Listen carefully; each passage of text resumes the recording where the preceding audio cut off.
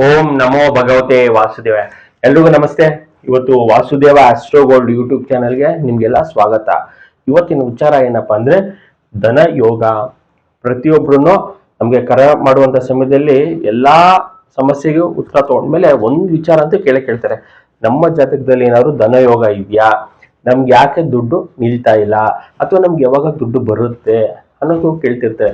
ಇವತ್ತು ನಾನು ಕೆಲವೊಂದು ರೂಲ್ ಹೇಳ್ತೀನಿ. ಆ ರೂಲ್ ಏನಾದ್ರೂ ನಿಮ್ಮ ಜಾತಕದಲ್ಲಿ ಇದ್ರೆ ಅದು ನಿಮ್ಮ ಲೈಫ್ ಅಲ್ಲಿ ಧನಯೋಗವಾಗಿ ಖಂಡಿತ ಬರುತ್ತೆ. ನೀವು ಎಷ್ಟೇ ಸಮಸ್ಯೆದಲ್ಲಿ ಇದ್ರೂ ಕೆಲವೊಂದು ದಶ ಮುಗಿದ ಮೇಲೆ ನೆಕ್ಸ್ಟ್ ಬರುವಂತ ದಶದಲ್ಲಿ ನಿಮ್ಗೆ ದುಡ್ಡು ಬರುವಂತದ್ದು, ಅಥವಾ ನೀವು ಏನ್ ಅನ್ಕೊಂಡಿದ್ದೀರ ಜೀವನಗಳಲ್ಲಿ ಫೈನಾನ್ಸ್ ಪ್ರಾಬ್ಲಮ್ ಇದೆ ಅಂದ್ರೆ ಆ ಪ್ರಾಬ್ಲಮ್ ಇಂದ ಯಾವಾಗ ಈಚೆ ಬರ್ತೀರಾ ಅನ್ನೋದು ನಾನು ಇವತ್ತು ನಿಮ್ಗೆ ತಿಳಿಸ್ಕೊಡ್ತಾ ಹೋಗ್ತೀನಿ. ಇವತ್ತು ಎಲ್ರಿಗೂ ಗೊತ್ತು, ರಾಶಿಗಳು 12 ರಾಶಿಗಳು ಗೊತ್ತು, ಅದ್ರ ಅಧಿಪತಿಗಳು ಗೊತ್ತು. ನಿಮ್ಮ ಜಾತಕದಲ್ಲಿ ಗ್ರಹಗಳು ಎಲ್ಲಿದೆ ಅನ್ನೋದು ಇವತ್ತು ಮುಖ್ಯ ಆಗಲ್ಲ. ಉದಾಹರಣೆಗೆ ನಿಮ್ದು ಏನಾದ್ರೂ ಮೇಷ ಲಗ್ನ ಆಗಿರುತ್ತೆ ಅಂತ ಅನ್ಕೊಳ್ಳೋಣ. ಇದು ರಾಶಿ ಮತ್ತೆ ಅವರ ಅಧಿಪತಿಗಳ ಹೆಸರು ಬರ್ತೀನಿ. ಈಗ ಕುಜ ಮೇಷ ರಾಶಿಗೆ ಅಧಿಪತಿ ಬಂದು ಕುಜ, ವೃಶ್ಚಿಕಗೆ ಕುಜ ಅಧಿಪತಿ ಆಗಿರುವಂತದ್ದು. ಇದೇ ರೀತಿ ವೃಷಭಗೆ ಶುಕ್ರ, ತುಲಾಗೆ ಶುಕ್ರ ಅಧಿಪತಿ, ಮಿಥುನಗೆ ಬುಧ, ಕನ್ಯೆಗೆ ಬುಧ ಅಧಿಪತಿ, ಕರ್ಕಾಟಕ್ಕೆ ಚಂದ್ರ, ಸಿಂಹಗೆ ಸೂರ್ಯ, ಮೀನ ಮತ್ತೆ ಧನುರ್ಗೆ ಗುರು ಅಧಿಪತಿ, ಕುಂಭ ಮತ್ತೆ ಮಕರಗೆ ಶನಿ ಅಧಿಪತಿ. ಗೊತ್ತಿರುವಂತದ್ದೇ ಎಲ್ರಿಗೂ. ಎರಡನೇ ಅಧಿಪತಿ ನಮ್ಮ ರೂಲ್ ಪ್ರಕಾರ ಎರಡನೇ ಅಧಿಪತಿ ಮತ್ತು 11ನೇ ಅಧಿಪತಿ ಇವರ ಮತ್ತು ಅವರ ಮನೆ ಎಕ್ಸ್ಚೇಂಜ್ ಆಗಿರ್ಬೇಕು. ಉದಾಹರಣೆಗೆ ನೋಡಿ, ಶುಕ್ರ ಏನಾದ್ರೂ ಶನಿ ಮನೆಯಲ್ಲಿ ಇಲ್ಲಿ ಇರ್ಬೇಕಾಗುತ್ತೆ, ಇಲ್ಲಿ ಶುಕ್ರ, ಅಥವಾ ಶನಿ ಗ್ರಹ ಬಂದು ಶುಕ್ರನ ಮನೆಯಲ್ಲಿ ಇರುವಂತದ್ದು. ಅದ್ಲು ಬದ್ಲು ಎರಡನೇ ಅಧಿಪತಿ ಬಂದು 11ನೇ ಮನೆಯಲ್ಲಿ ಇರ್ಬೇಕಾಗುತ್ತೆ, 11ನೇ ಅಧಿಪತಿ ಬಂದು ಎರಡನೇ ಅಧಿಪತಿ ಮನೆಯಲ್ಲಿ ಇದ್ದಾಗ ನಿಮ್ಗೆ ಧನಯೋಗವಾಗಿ ಖಂಡಿತ ನಿಮ್ಮ ಲೈಫ್ ಅಲ್ಲಿ ಸಕ್ಸಸ್ ಕಾಣ್ತೀರಾ. ನಾನು ಪ್ರತಿ ಸಲ ಹೇಳ್ತಿರ್ತೀನಿ, ನಮ್ಮ ಒಂದು ಕರ್ಮ ಕಳಿಬೇಕು ಅಂತ. ಆ ಕರ್ಮ ಯಾವಾಗ ಕಳಿಯುತ್ತೆ ಅಂದ್ರೆ ನಮ್ಮ ಒಂದು ದಶಾಭುಕ್ತಿಲಿ ತಿಳ್ಕೊಳ್ಬಹುದು ಎಲ್ಲಿ ತನಕ ನಮ್ಗೆ ಸಮಸ್ಯೆ ಇದೆ ಅಂತ. ನನ್ನ ಲೈಫ್ ಟೈಮ್ ಎಲ್ಲ ಸಮಸ್ಯೆ ಇದೆ ಅಂದ್ರೆ ನಿಮ್ಗೆ ನಡೀತಿರುವಂತ ದಶಗಳಲ್ಲೆಲ್ಲ ಸಮಸ್ಯೆನೇ ಇದೆ. ಸರ್ ನನ್ಗೆ ಯೋಗನೂ ಇದೆ ಆದ್ರೂ ನಮ್ಗೆ ಸಮಸ್ಯೆ ಇದೆ ಅಂದ್ರೆ ನಿಮ್ಗೆ ಈ ದಶ ಬಂದಿರಲ್ಲ, ಒಂದು ಶುಕ್ರ ದಶ ಬಂದಿರಲ್ಲ ಅಥವಾ ಇನ್ನೊಂದು ಶನಿ ದಶ ಬಂದಿರಲ್ಲ. ಈ ರೀತಿ ಎಕ್ಸ್ಚೇಂಜ್ ಆಗ್ಬೇಕಾಗುತ್ತೆ. ಯಾವುದೇ ಒಂದು ರಾಶಿ ತಗೊಳ್ಳಿ, ಉದಾಹರಣೆಗೆ ಮೇಷ ರಾಶಿ ಹೇಳಿದೆ, ನೆಕ್ಸ್ಟ್ ವೃಷಭ ಲಗ್ನ ತಗೋಬೇಕಾಗುತ್ತೆ. ನೀವು ಇಲ್ಲಿ ರಾಶಿಯಿಂದ ನೋಡ್ಬಾರ್ದು, ನೀವು ಚಂದ್ರ ಎಲ್ಲಿರುತ್ತೋ ಅದು ರಾಶಿ ಆಗುತ್ತೆ. ಲಗ್ನದಿಂದ ವೃಷಭ ಲಗ್ನ ಅಂದ್ರೆ ವೃಷಭದಿಂದ ಎರಡನೇ ಅಧಿಪತಿ ಬುಧ ಬರ್ತಾರೆ, ಅಲ್ಲಿಂದ 11ನೇ ಮನೆ ಗುರು ಬಂದು ಬುಧನ ಮನೆಯಲ್ಲಿ ಇರ್ಬೇಕಾಗತ್ತೆ, ಮತ್ತೆ ಬುಧ ಬಂದು ಗುರುವಿನ ಮನೆಯಲ್ಲಿ. ಈ ರೀತಿ ಎಕ್ಸ್ಚೇಂಜ್ ಆದ್ರೆ ನಿಮ್ಮ ಜಾತಕದಲ್ಲಿ ಧನಯೋಗವಾಗಿ ಖಂಡಿತ ಬರುವಂತದ್ದು. ಇದು ಮೊದಲನೇ ವಿಚಾರ. ಇದು ಎರಡನೇ ಅಧಿಪತಿ 11ಕ್ಕೆ ಹೋಗೋದು, ಮತ್ತೆ 11ನೇ ಅಧಿಪತಿ ಎರಡನೇ ಬರೋದು. ಇದು ಎರಡು ಗ್ರಹಗಳು ಶುಕ್ರ ಅಥವಾ ಶನಿ, ನಿಮ್ದೇನಾದ್ರು ಮೇಷ ಲಗ್ನ ಆಗಿರುತ್ತೆ, ಎರಡನೇ ಅಧಿಪತಿ ಶುಕ್ರ ಮತ್ತೆ ಶನಿ ಗ್ರಹಗಳು 1, 5, 9 ತ್ರಿಕೋಣ ಅಂತ ಕರಿತೀವಿ, ತ್ರಿಕೋಣ ಸ್ಥಾನಗಳು. ಇಲ್ಲಿಂದ ಲೆಕ್ಕ ಹಾಕೊಂಡಾಗ 5ನೇ ಮನೆ ಸಿಂಹ ರಾಶಿಯಲ್ಲಿ, ಧನುರ್ ರಾಶಿಯಲ್ಲಿ, ಮತ್ತೆ ಲಗ್ನದಲ್ಲೇ ಇದ್ರೆ ಕೂಡ ಧನಯೋಗವಾಗಿ ಬರುವಂತದ್ದು. ನಿಮ್ ಜಾತಕದಲ್ಲಿ ಖಂಡಿತ ಧನಯೋಗ ಇರುತ್ತೆ. ನಾವು ಟೈಮ್ಗೆ ವೇಟ್ ಮಾಡ್ಬೇಕಾಗುತ್ತೆ. ಎರಡನೇ ರೂಲ್ ಏನಪ್ಪಾ ಅಂದ್ರೆ, ಮೂರನೇದು 1, 4, 7, 10 ಕೇಂದ್ರ ಅಂತ ಕರಿತೀವಿ ನಾವು, ಕೇಂದ್ರ ಸ್ಥಾನಗಳು. ಇದು ತ್ರಿಕೋಣ ಬರುತ್ತೆ, ಇದು ತ್ರಿಕೋಣ, ಇದು ಕೇಂದ್ರ ಸ್ಥಾನ ಅಂತ. 1ನೇ ಮನೆ 4, 7 ಮತ್ತೆ 10ನೇ ಮನೆಯಲ್ಲಿ ಶುಕ್ರ ಮತ್ತೆ ಶನಿ ಗ್ರಹ ಇರಬೇಕಾಗುತ್ತೆ. ಇದ್ರೂ ಕೂಡ ನಮಗೆ ಧನಯೋಗ ಖಂಡಿತ ನಮ್ಮ ಲೈಫ್ ಅಲ್ಲಿ ಇದೆ ಅಂತ ತಿಳ್ಕೊಳ್ಬಹುದು.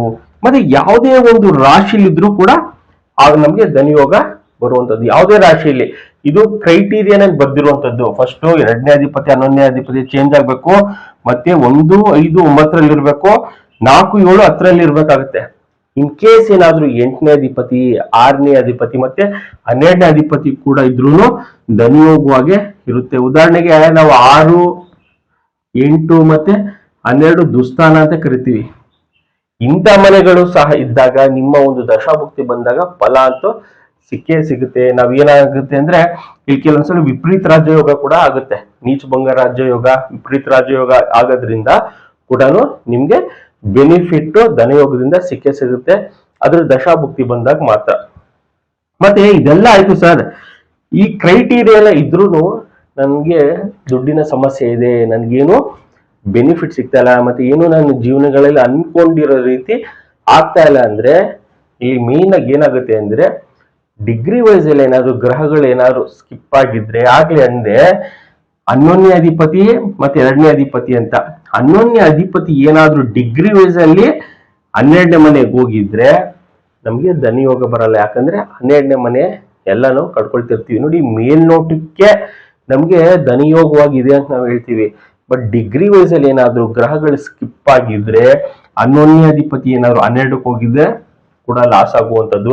ಅಥವಾ ನಿಮ್ಗೆ ಯಾವುದೇ ಗ್ರಹ, ಶುಕ್ರ ಕೂಡ 2ನೇ ಮನೆಯಿಂದ 3ನೇ ಮನೆಗೆ ಹೋಗಿರ್ಬೋದು, ಅಥವಾ 2ನೇ ಮನೆಯಿಂದ 1ನೇ ಮನೆ ಡಿಗ್ರಿ ವೈಸ್ ಅಲ್ಲಿ ಬಂದಿರ್ಬೋದು. ಈ ರೀತಿ ಬಂದಿದ್ರು ಕೂಡ ಮೇಲ್ನೋಟಕ್ಕಷ್ಟೇ ಧನಯೋಗ, ನಿಮ್ಮ ಡಿಗ್ರಿ ವೈಸ್ ಅಲ್ಲಿ ನೋಡಿದ್ರೆ ನಿಮ್ಮ ಹತ್ರ ಫೈನಾನ್ಷಿಯಲಿ ಪ್ರಾಬ್ಲಮ್ ಇರುವಂತದ್ದೇ. ಇದು ಇಂಪಾರ್ಟೆಂಟ್ ನಾವು ನೋಡ್ಬೇಕಾಗಿರೋದು. ಜಾತಕ ಡಿಗ್ರಿ ವೈಸ್ ಅಲ್ಲಿ ಗ್ರಹಗಳು ಎಲ್ಲಿದೆ ಅಂತ.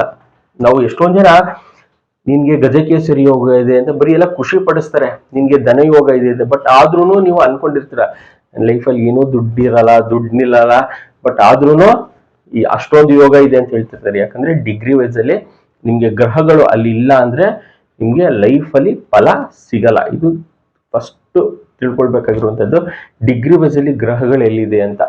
ಆಮೇಲೆ ಅದ್ರ ಉಪಯೋಗ ನಮ್ಗೆ ಸಿಗ್ತಾ ಇದೆ ಅಂತ ನೋಡ್ಬೇಕಾಗಿದೆ.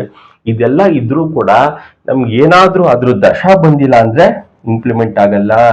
ಅದು ನಮ್ಗೆ ಯಾವುದು ಧನಯೋಗ ಕನ್ವರ್ಟ್ ಆಗಿರುತ್ತೆ, ಅದು ಶನಿ ಗ್ರಹ ಇರ್ಬೋದು, ಶುಕ್ರ ಇರ್ಬೋದು, ಬುಧ, ಅದ್ರ ದಶಾಭುಕ್ತಿ ಬಂದಿಲ್ಲ, ಅಟ್ಲೀಸ್ಟ್ ದಶಾನು ಬಂದಿಲ್ಲ ಅಂದ್ರೆ ನಮ್ಗೆ ಈ ಯೋಗದಿಂದ ನಮ್ಗೆ ಯಾವುದೇ ರೀತಿಯ ಫಲ ನಮ್ಗೆ ಸಿಗಲ್ಲ. ಮೇಲ್ನೋಟಕ್ಕೆ ನಿಮ್ಗೆಲ್ಲಾ ಗ್ರಹಗಳು ಯೋಗಗಳು ಕೊಡ್ತಾ ಇರುತ್ತೆ. ಉದಾಹರಣೆಗೆ ಗುರು ಮತ್ತೆ ಚಂದ್ರ ಒಂದೇ ಮನೆಯಲ್ಲಿ ಇದ್ರೆ ನಾವ್ ಏನ್ ಹೇಳ್ತೀವಿ, ಗಜಕೇಸರಿ ಯೋಗ ಅಂತ ಹೇಳ್ತೀವಿ. ಗುರು ಚಂದ್ರ ಅಥವಾ ಕೇಂದ್ರ ಸ್ಥಾನದಲ್ಲಿದೆ, ತ್ರಿಕೋಣದಲ್ಲಿದ್ರೆ ಗಜಕೇಸರಿ ಯೋಗ ಅಂತ ಹೇಳ್ತೀವಿ. ಒಂದೇ ಮನೆಯಲ್ಲಿದ್ರೆ ಗಜಕೇಸರಿ ಯೋಗ ಅಂತ ನಾವು ಹೇಳ್ತೀವಿ. ಅಥವಾ ವೀಕ್ಷಣೆ ಏನಾದ್ರು ಇದ್ರೆ 4ನೇ ಮನೆ ಮತ್ತೆ 7ನೇ ಮನೆಗೆ ವೀಕ್ಷಣೆ ಇದ್ರೂ ಗಜಕೇಸರಿ ಯೋಗ ಅಂತ ಹೇಳ್ತೀವಿ. ಬಟ್ ಅದ್ರ ದಶಾಭುಕ್ತಿ ಬಂದಿಲ್ಲ ಅಂದ್ರೆ ನಮ್ಗೆ ಯಾವುದೇ ರೀತಿ ಇಂಪ್ಲಿಮೆಂಟ್ ಆಗಲ್ಲ. ನೋಡಿ, ನಿಮ್ಮ ಜಾತಕದಲ್ಲಿ ಎಷ್ಟು ಕಷ್ಟ ಪಡ್ತಿರ್ತೀವಿ, ನಿಮ್ಗೆ ಯೋಗಗಳು ಇರುತ್ತೆ, ಬಟ್ ಆದ್ರೂ ನೀವು ಕಷ್ಟ ಪಡ್ತಾನೆ ಇರ್ತೀರ. ಯಾಕಂದ್ರೆ ನಿಮ್ಮ ದಶ ಕಳಿಯೋ ತನಕ ಅದೇ ಕರ್ಮಫಲ. ಎಷ್ಟೊಂದ್ ಜನ ಏನು ಸರ್ ಇದು ಕರ್ಮ, ಎಷ್ಟು ವರ್ಷ ಇರುತ್ತೆ ನಮ್ಮ ಕರ್ಮ ಅಂತ ಕೇಳ್ತಿರ್ತೀರಲ್ಲ, ನಿಮ್ಮ ಆ ದಶನೇ ತಿಳಿಸುತ್ತೆ ನೀವು ಯಾವ ಸಮಸ್ಯೆದಲ್ಲಿ ಇದ್ದೀರಾ ಅಂತ.